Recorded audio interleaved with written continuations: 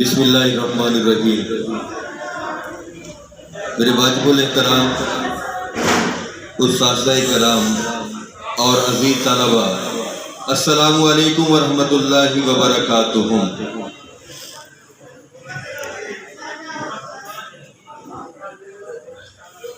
قرآن پاک کی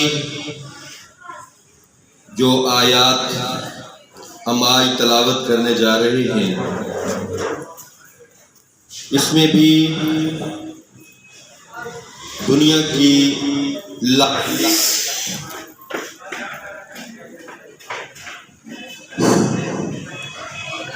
کی لاڈلی ترین قوم بنی اسرائیل کو اللہ تعالیٰ کی ذات باور کروا رہے ہیں، جو اولاد یعقوب میں سے ہیں، کہ اللہ تعالیٰ کی ذات نے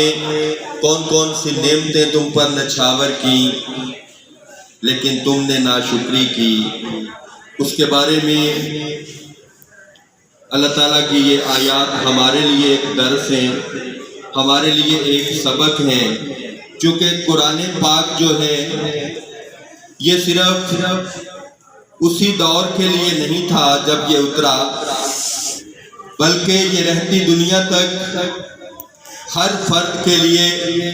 رشد و ہدایت کا باعث ہے۔ اس میں جو گزرے ہوئے لوگوں کے واقعات پیش کیے جاتے ہیں،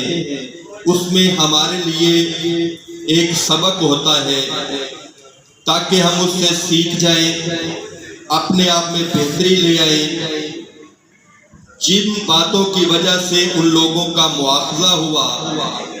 ان سے اپنے آپ کو روکیں، اور جن باتوں پر ان لوگوں کو شاباش دی گئی، کامیاب لوگ کہا گیا، ان لوگوں کی باتوں کو اپنائیں۔ ہمارے لیے یہ ایک رول ماڈل ہے، ہمارے سامنے ایک نمونہ ہے، کیونکہ ہم نے جب سورہ فاتحہ میں دعا مانگی تھی تو ہم نے یہ کہا تھا کہ اے اللہ ہمیں ان لوگوں میں شامل کرنا جن پر تیرا انعام ہوا، اور ان لوگوں سے ہمیں بچا لینا، ان لوگوں میں شمار نہ کرنا جن پر تیرا غضب ہوا، جو گمراہ ہوئے۔ تو دونوں قسم کے لوگوں کا تذکرہ اللہ تعالیٰ کی ذات اس قرآن پاک میں ہمارے سامنے کر رہی ہے۔ اب یہ ہمارا فیصلہ ہے کہ ہم کون سا راستہ منتخب کرتے ہیں۔ اعوذ باللہ من الشیطان الرجیم، بسم اللہ الرحمن الرحیم۔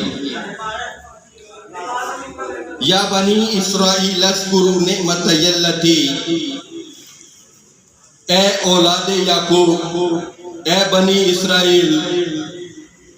اذکروا تم یاد کرو، نعمتی میری نعمت کو، التی جو انعمت میں نے انعام کی، علیکم تم پر، وعنی اور یہ کہ میں نے فضلتکم تمہیں فضیلت بخشی، علی العالمین تمام زمانہ پر، تمام لوگوں پر،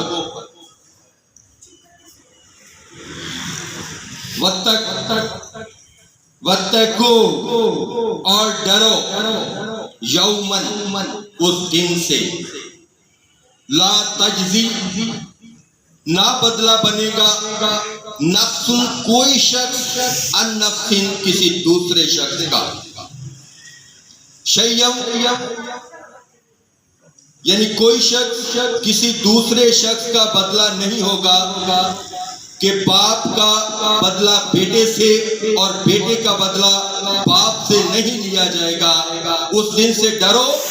جس دن تمہارا مواخذہ کیا جائے گا، تم اللہ کے حضور پیش ہوگے اور تمہیں اپنے اعمال کا بدلہ دینا ہوگا۔ وَلَا يُقْبَلُ اور نہ قبول کی جائے گی، مِنْہَا اس سے، شفاعتن کوئی سفارش،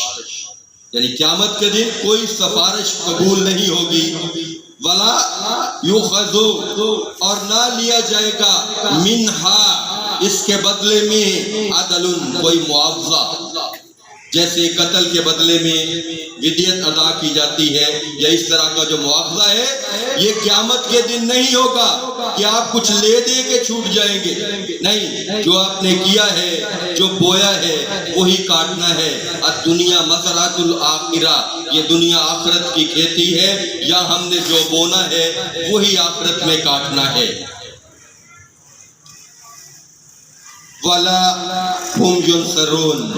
اور نہ ہی ان کی مدد کی جائے گی۔ ان آیات کے اندر بنی اسرائیل کو متنبع کیا جا رہا ہے، کیونکہ اس وقت کی یہ قوم شان و شوکت کی متحمل قوم تھی۔ ان کے اوپر قرآن پاک کی آیات جب اترتی تو یہ لوگ ان آیات کا مذاق اڑاتے تھے۔ ان کا تذکرہ مکمل طور پر جتنے بھی انبیاء اور رسل آئے وہ بنی اسرائیل میں سے آئے۔ صرف ہمارے نبی پاک صلی اللہ علیہ وآلہ وسلم، میری جان بھی ان پر قربان، یہ بنی اسماعیل میں سے ہیں، یہ حضرت اسماعیل کی اولاد میں سے ہیں۔ تو ہمارے اوپر قرآن پاک کو اتار کر اس میں گزرے لوگوں کے واقعات ہمارے سامنے پیش کیے گئے کہ وہ کون سے لوگ تھے جنہوں نے ہدایت کی راہ کا انتخاب کیا اور کامیاب و کامران ہوئے، اور وہ کون سے لوگ ہیں جنہوں نے اللہ کی حدوں کو پار کیا،